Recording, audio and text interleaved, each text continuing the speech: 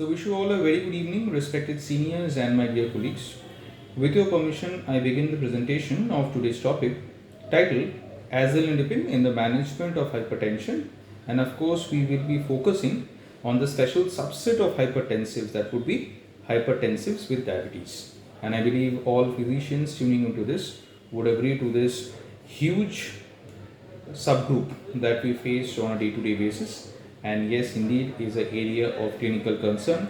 The choice of antihypertensives are an issue of concern in such patients, especially with the plethora of antihypertensive drugs across classes that we have in our armamentarium. So without much further ado, we will delve further into the agenda of the meet, understanding clearly how we set up our discussion today. Of course, we will be discussing about diabetes and hypertension. We'll talk about the prevalence, incidence, the global scenario, the Indian scenario of both diabetes and hypertension, and of course, I'll try to understand how they interact along with other factors, including but not limited to obesity and hyperlipidemia, essentially all the villains of our metabolic syndrome pandemic that the world is globally facing. We will look at the role of the different calcium channel blockers in hypertension in patients with diabetes. Now, of course, we will be devoting some time to understanding the pharmacological basis. Of course, we know about the different calcium channels, be it the L type, the T type, the N type. We will talk about the different calcium channel blockers interacting at each of such receptors, but we will mainly try to focus on the clinical evidence of the different calcium channel blockers rather than devoting our time majorly to the pharmacological basis, because as we have seen repeatedly, pharmacological basis and pharmacotherapeutic explanations sometimes do not contribute to the real world scenario. So essentially it would be the real world scenario and the clinical evidence that we would be devoting much of our time to. We will, as explained, talk about the clinical evidence pertaining to each of them. We will look at the place of calcium channel blocker in different subsets of hypertension, and finally summarize our discussion for the evening. Now, diabetes mellitus, a disease that never sleeps. No matter how well you control your patient of diabetes mellitus, no matter how wonderfully well compliant your patient is to your pharmacological and non-pharmacological advice, the diabetes mellitus will get worse. The total insulin levels will go down, the beta cell mass and the beta cell function is going to go down, the hepatic glucose production is going to go up, the fasting and the postprandial blood sugars are unfortunately going to go up, and the dreaded microvascular and macrovascular complications, no matter how well you control your patient of diabetes, is ultimately going to ensue. Of course, in a well-controlled diabetic, it is going to come very late. In a poorly controlled diabetic, it is probably going to come decades earlier, but it is going to come. And please note that the macrovascular complications not only begin at the point of diagnosis of diabetes mellitus, something that we diagnose with a fasting more than 126, a PP more than 200, and HbA1c more than 6.5%, random more than 200 along with hyperglycemic symptoms. Not only there, but macrovascular complications begin even in the pre-diabetes stage, in the stage of impaired glucose tolerance and the period of impaired fasting glucose. That is when the macrovascular complications start. So with this understanding, we will look at the global as well as the Indian scenario of diabetes mellitus. And yes, the world has presently around 463 million diabetics. 2019 IDF data, 2017 IDF data showed our world had around 425 million adult diabetics between 20 and 79 years of age, and India contributes approximately 1 out of 6 such patients. 2017 IDF data, India had around 73.9 million diabetics. 2019 IDF data, India has around 77 million adult diabetics. None of these data that I'm talking about are there in this particular chart, but yes, these are facts. What is even more unfortunate, it's not only the developed nations that are going to see a massive surge in the number of diabetics throughout the world, but indeed it is the poorest of the poor nations throughout the world. The Sub-Saharan Africa, Chad, Zaire, Namibia, such places which are going to face a huge surge in the number of diabetics in the next few decades. This is in the African area. You can see 143% projected rise by the year 2045. And when we're talking about 2045, of course, India and China will continue to be the major contributors to the number of diabetics throughout the world. India is expected to have around 134 million diabetics by 2045. So huge surge in numbers throughout the world. Of course, Southeast Asia will contribute majorly to the number of diabetics. India, Pakistan, Bangladesh, pretty developing countries as we know, third world countries, but also the poorest nations of the world would undergo rapid urbanization in the next few decades and will have this dreaded metabolic syndrome surge. Be it diabetes, be it hypertension, be it obesity, be it hyperlipidemia, cardiovascular disorders, and so on and so forth. Hypertension, yes, another disease that is a global pandemic as well. Hypertension defined as a office systolic blood pressure more than equal to 140 or diastolic blood pressure more than equal to 90. We will not go into the specificities of selecting the diagnostic criteria of hypertension. As we know, once in 2017 when newer guidelines from Endocrine Society came up in US, overnight 31 million new patients were now declared diabetic. So we will not look into the different diagnostic criteria. We know how JNC 7 differs from JNC 8, and Endocrine Society guidelines differ from the NICE guidelines, differs from the SIGN guidelines, differs from the ACC guidelines, differs from the ESC guidelines. So we will not spend a lot of time in reaching that proverbial holy grail of the diagnostic criteria of hypertension. But yes, 140 by 90 is something we will look at from a simplistic point of view. The epidemiological association between blood pressure and cardiovascular risk extend from very low levels of blood pressure more than 155. Hypertension is a lifestyle disorder. It's a major risk factor for stroke, myocardial infarction, vascular disease, and chronic kidney disease. In fact, we know for chronic kidney disease, the commonest cause in India is diabetes. The second most common cause is, of course, hypertension. So globally, an estimated 26% of the world's population, ridiculously high number of hypertensives throughout the world, 972 million people have hypertension. Almost 1 billion people in the world have hypertension. Almost the population of India throughout the world has hypertension, and the prevalence is expected to increase by 29% in the year 2025, something that is 4 years off. India already has a higher percentage of diabetics. Indian prevalence is around 29.8. So 1.35 billion people in India, 30% people in India have hypertension. So prevalence of hypertension is in fact higher in the urban areas, 33% in urban area, 25% in rural India. So the prevalence is higher in the urban area, but the control is at least better in the urban area compared to the rural area. But even then, look at this pretty shocking, very sad data. 1/10 of rural and 1/5 of urban population in India have a well-controlled hypertension. It's around 15% for diabetics. As you can see, it's around 10% for the rural Indian population. It is so bad. Hypertension is a risk factor, and now we are discussing the interaction between diabetics and hypertensives and the diabetes and hypertension of the same person, how it is a risk for the other.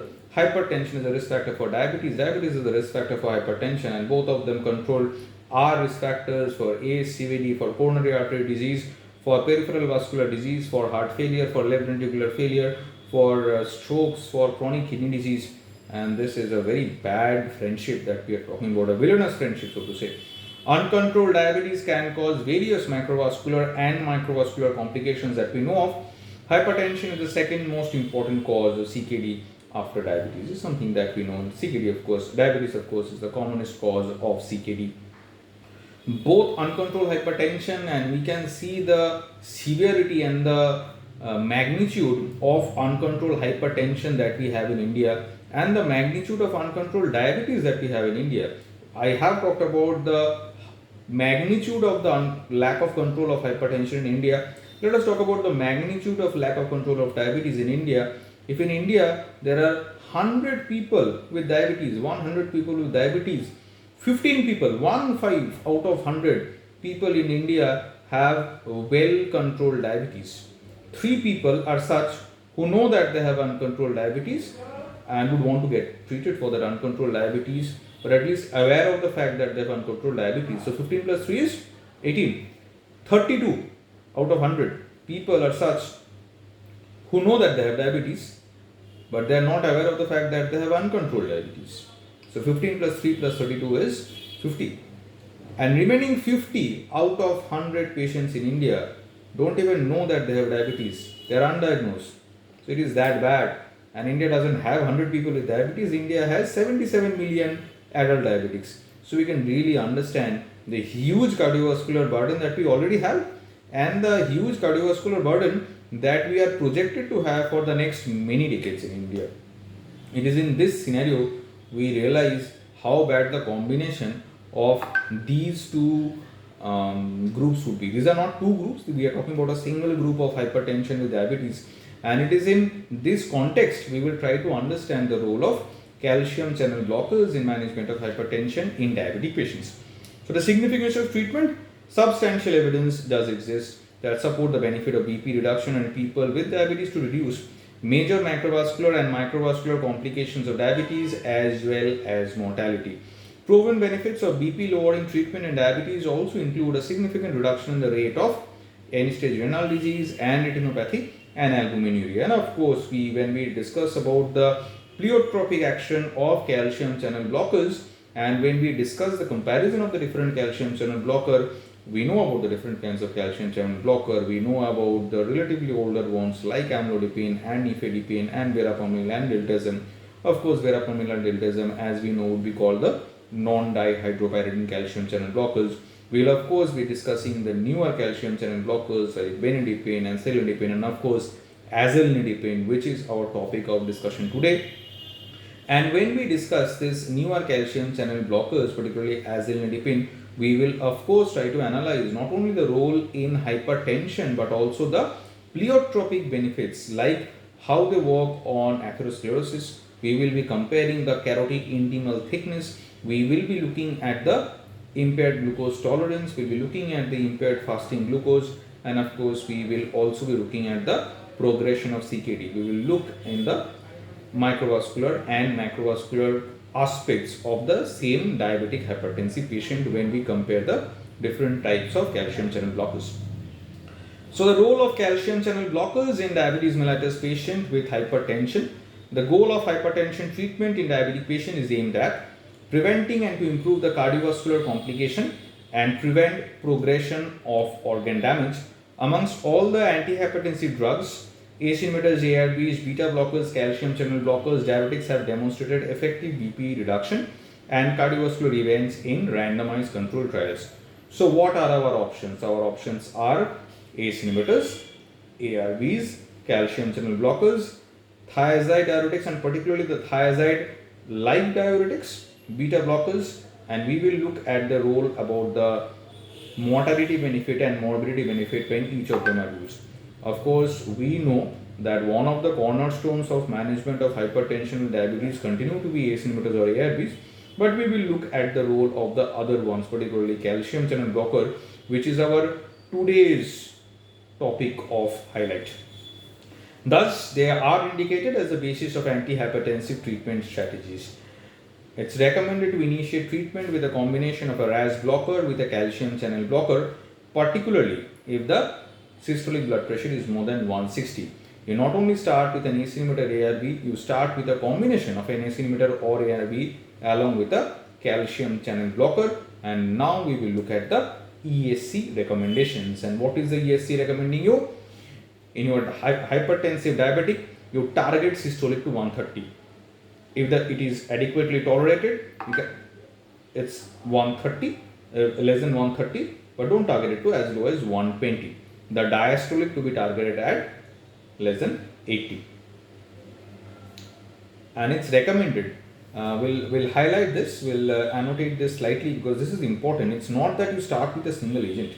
The moment It is recommended to initiate treatment with a combination of a RAS blocker with a calcium channel blocker or a thiazide-like diuretic. In fact, ESC does talk about thiazide.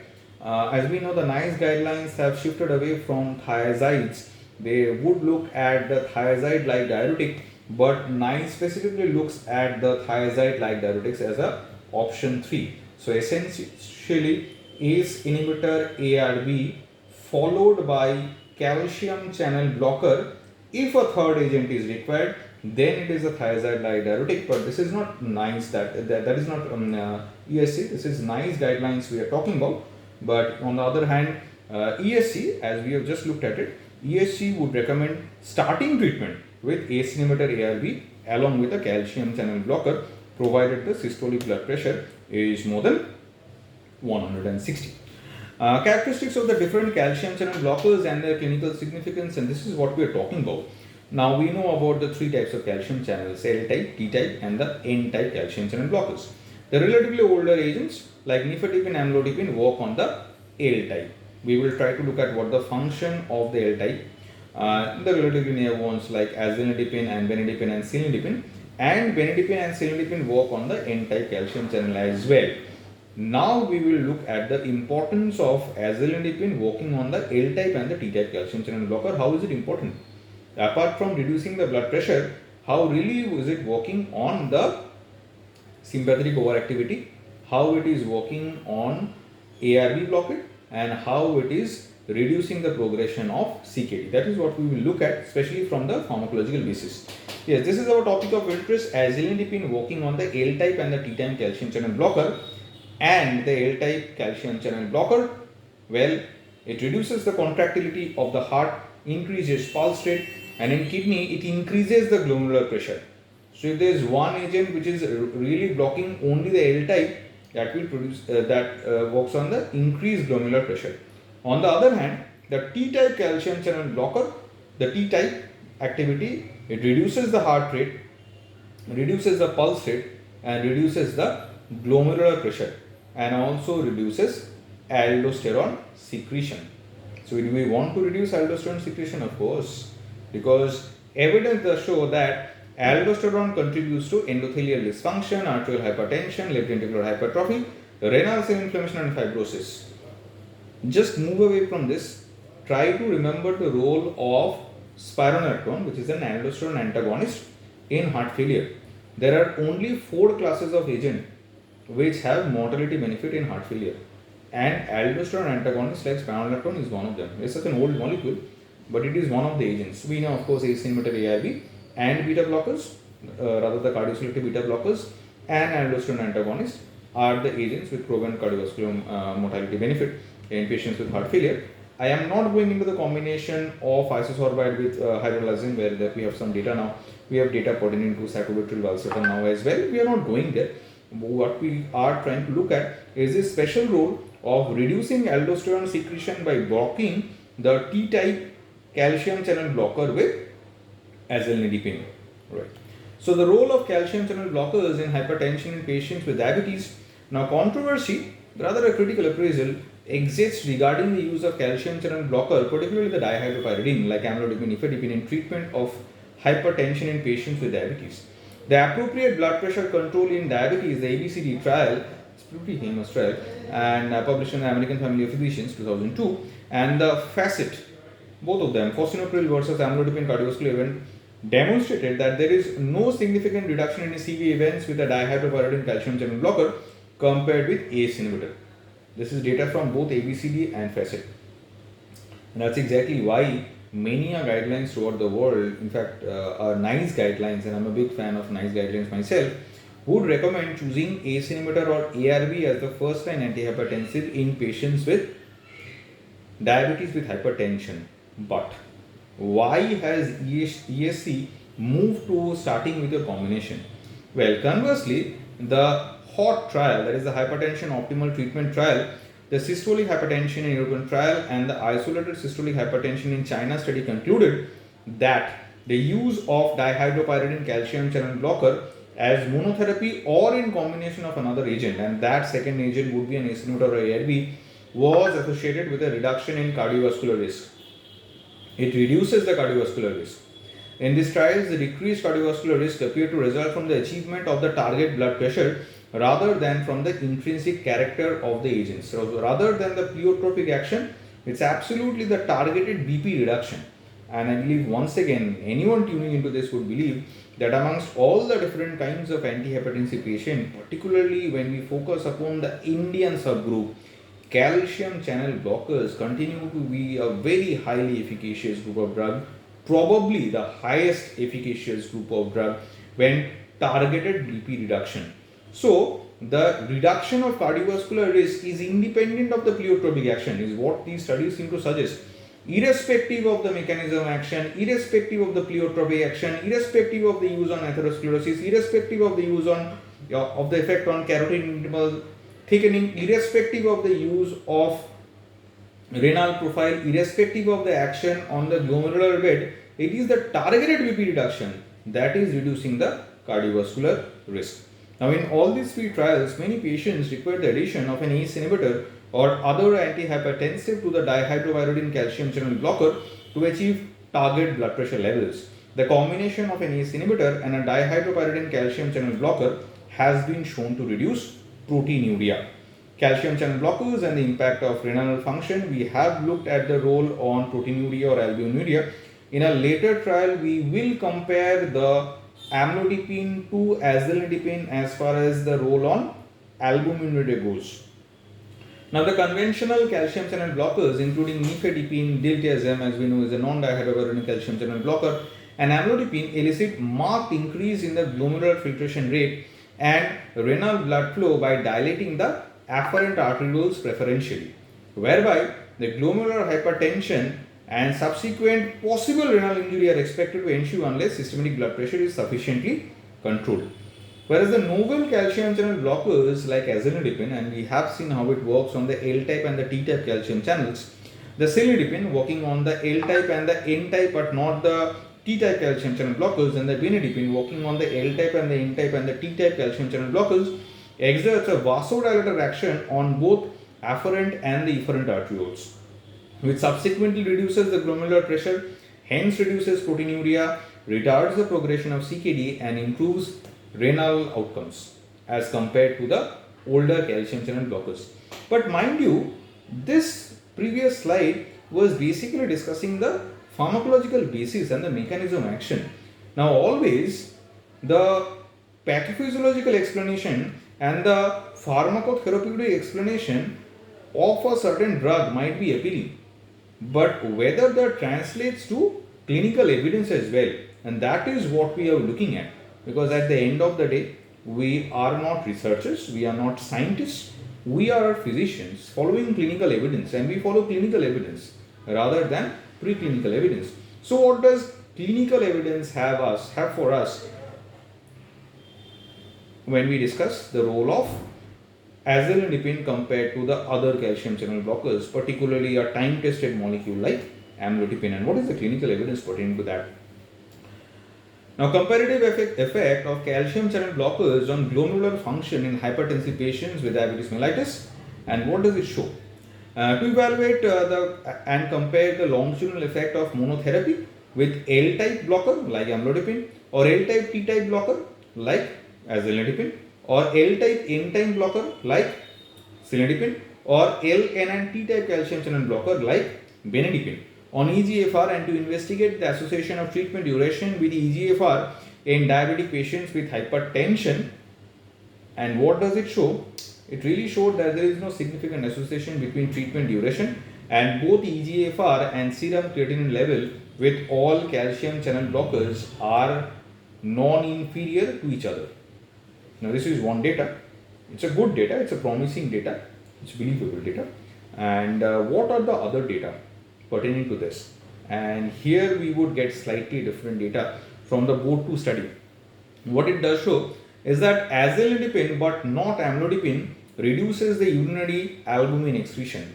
We were talking about how the T-type calcium channel blockage reduces the glomerular pressure, accordingly reduces albuminuria and proteinuria and reduces progression, and here is the clinical evidence to support the preclinical claim or the pharmacotherapeutic claim. Azadirachtin but not amlodipine reduces urinary albumin excretion and carotid atherosclerosis measured by the carotid intimal thickening in subjects with type 2 diabetes, blood pressure control with olmesartan and azadirachtin in type 2 diabetes. So objective was to evaluate the efficacy of azadirachtin and amlodipine on diabetic nephropathy and atherosclerosis, and results would show that azadirachtin reduced urinary albumin excretion and maximum carotid intima media thickness but not in the amlodipine group. In addition, the inflammatory cytokine levels were decreased only in the azadirachtin group, which possibly explains such beneficial effects of azadirachtin on urinary albumin excretion and carotid atherosclerosis. Data from the AGENT trial, we will not look into the clinical research design, as we know this is a crossover design, but rather than that we will look at the final data on the glucose tolerance. Is there any role on impaired glucose tolerance in amlodipine patients compared to azadirachtin patient, and what does data show? Now, effects of calcium channel blockers on glucose tolerance, inflammatory state and circulating progenitor cells in non-diabetic patients with essential hypertension.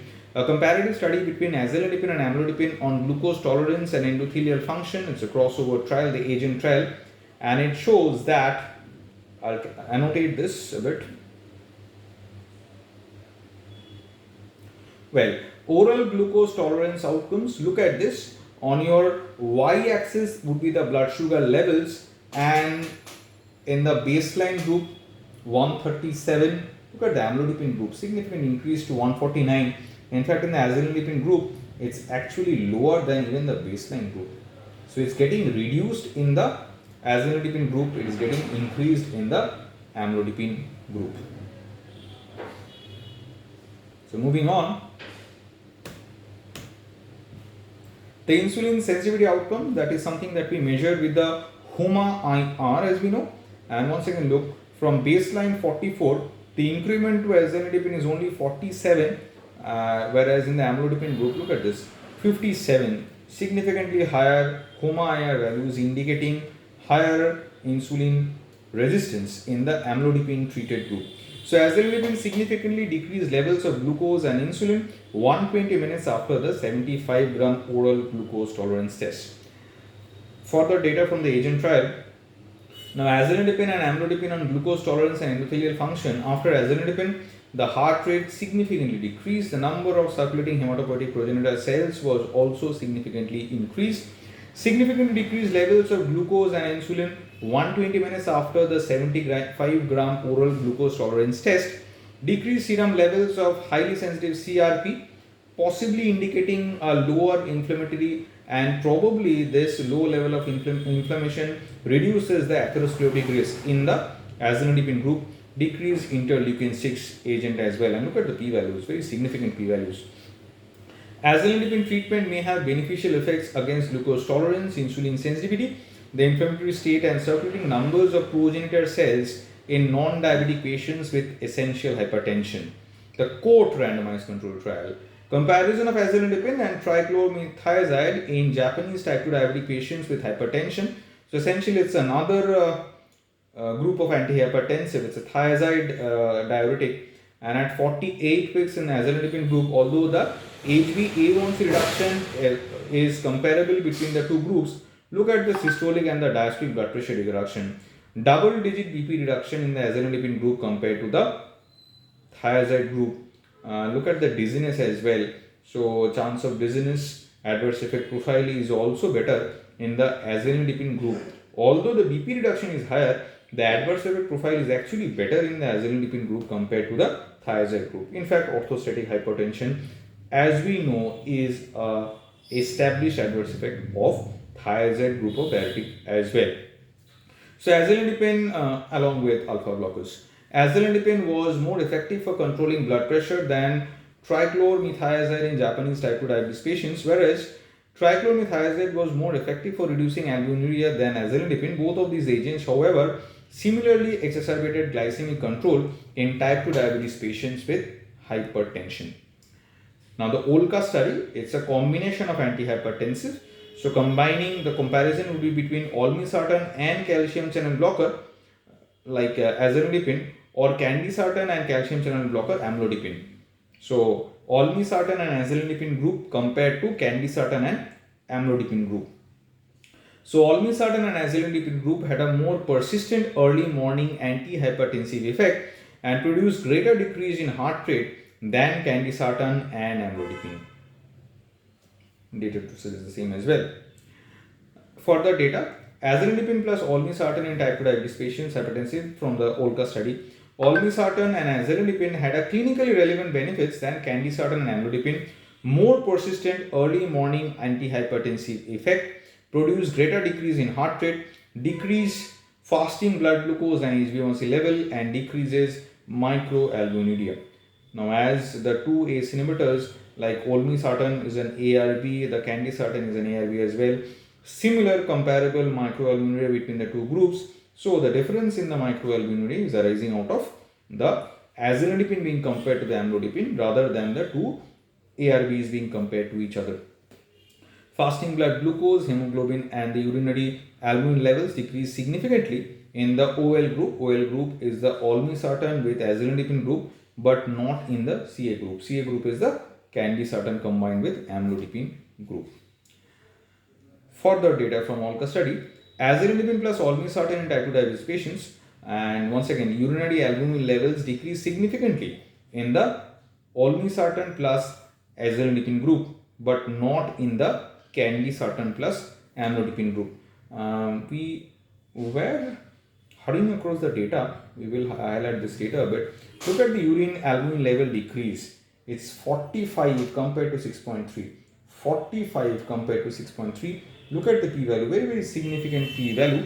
This is of course the OL group. OL group, as we know, is the olmesartan plus azellipine group compared to the CA group. The CA group is the amlodipine plus candesartan group.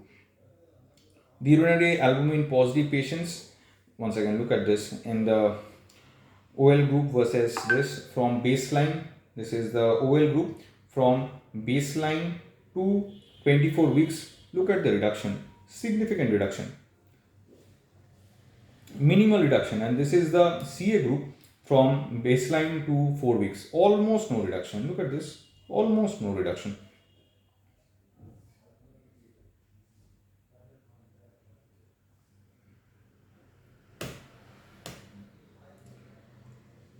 Putting guidelines into practice, in fact, we have discussed how with a BP more than 160, systolic blood pressure more than 160, ACE inhibitor ARB plus calcium channel blocker is a recommendation. This is from the ADA, and we will try to look at the place of calcium channel blocker. So if the initial BP is less than 160 by 100, you start with one agent. If your patient is albuminuria, then you put the patient on ACE inhibitor or ARB. Right. So if the initial BP is less than 160 by 100, you start with one agent. If the patient also has albuminuria, well, then you should not be starting with a calcium channel blocker. You should be starting with a RAS blocker, that is a ACE inhibitor or a ARB. However, if the patient does not have an albuminuria, you can start with any of them. You can start with a ACE inhibitor, you can start with an ARB, you can start with a calcium channel blocker, you can start with a diuretic. If the initial BP is more than or equal to 160 by 100, then you start with two agents. If your patient has albuminuria, one of the agent will obviously be a ACE inhibitor or a ARB. What is the second agent? Second agent should be a calcium channel blocker or a diuretic. Of course, we have looked at the comparison between the azellipine and the thiazide group in the Japanese study, but you are free to choose any of them.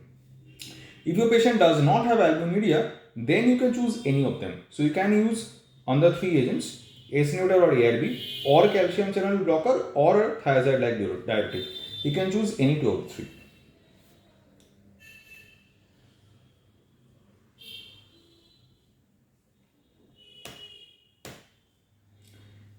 So we'll finally summarize this pretty long session.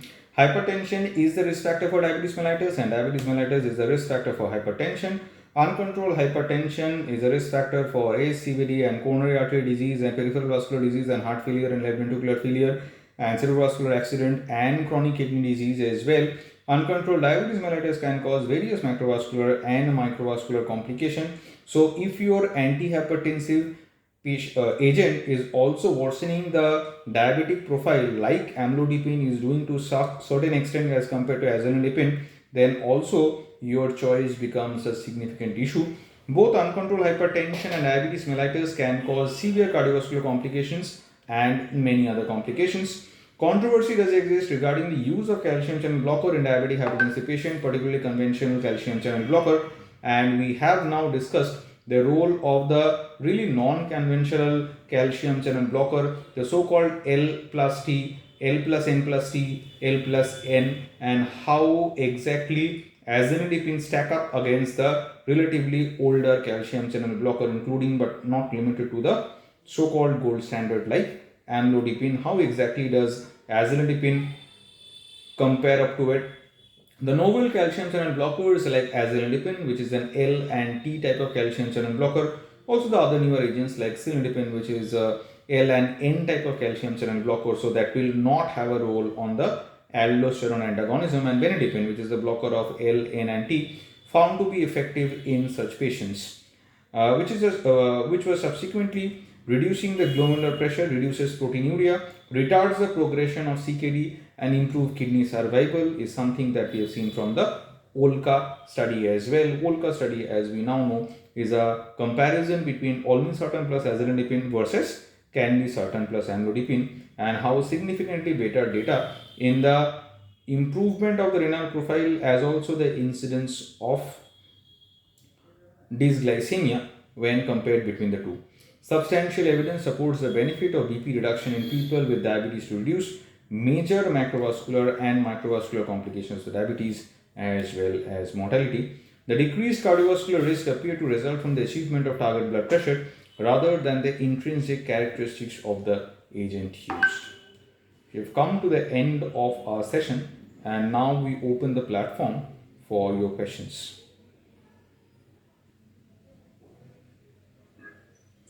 So request